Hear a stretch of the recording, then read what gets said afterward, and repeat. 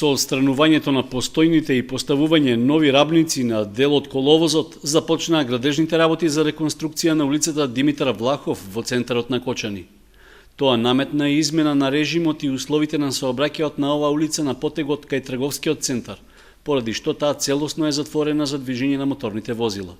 За реализирање на реконструкцијата на коловозот планирано е да се потрошат над 53.000 евра од сметката на општината, а одобрени со програмата за изградба и реконструкција на улиците.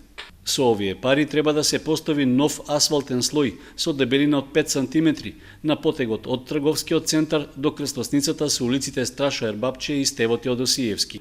Вкупната должина што ќе се реконструира е 425 метри и широчина меѓу 6 и 9 метри. Истовремено ќе се изврши и поправка и подигање на постојните 15 шахти и 10 сливници за атмосферската вода, а ќе се заменат оштетените рабници во должина од 200 метри.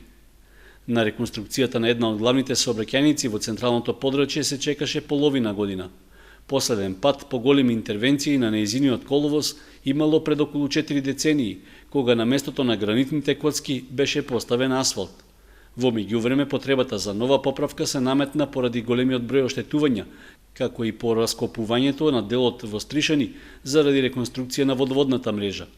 Од општината не потврдија дека со сегашната реконструкција на улицата Димитар Влахов ќе се изврши поправка и на тротоарските површини, што исто така се во катастрофална состојба.